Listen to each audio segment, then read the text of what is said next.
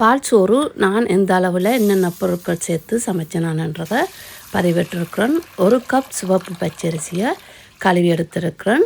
உங்களுக்கு வெள்ளை பச்சரிசி விருப்பம் வேண்டாம், வெள்ளை பச்சரிசிலையும் பால் சோறு செய்யலாம். கழுவின பிறகு நான் 5 கப் தண்ணி சேர்த்துருக்கிறேன். எனக்கு பால் சோறு குழைய சமைக்கிறது விருப்பம், அதனால் 5 கப் சேர்த்துருக்கிறேன். 4 கப் தண்ணியும் சேர்க்கலாம். அரிசி வாறு நன்றாக அபிந்து வந்த பிறகு தேவையான அளவு உப்பு, தேங்காய்ப்பால் நான் டின்னில் உள்ள தேங்காய்ப்பால் தான் எடுத்திருக்கிறேன். இங்கே குளிரண்டபடினால் தேங்காய்ப்பால் கட்டியாக மேலே இருக்கும், அதை மாத்திரம் எடுத்துட்டு அடியில் இருக்கிற அந்த தண்ணி நான் பாவிக்கிறது இல்லை.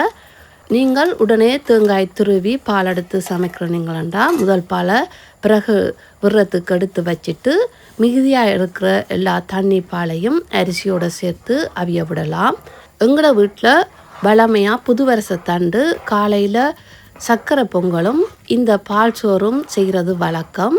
அதே போல் ஊர்லேண்டா வயல் விதைச்சு அறுவடை செய்து முதல் எடுக்கிற அந்த அரிசிலையும் இவ்வாறு பால் சோறு சர்க்கரை பொங்கல் செய்கிறோம். நாங்கள் ஊரில் காலை சாப்பாட்டுக்கு ஒவ்வொரு நாளும் வித்தியாசமாக ஒவ்வொரு சாப்பாடு செய்து சாப்பிடுவோம்.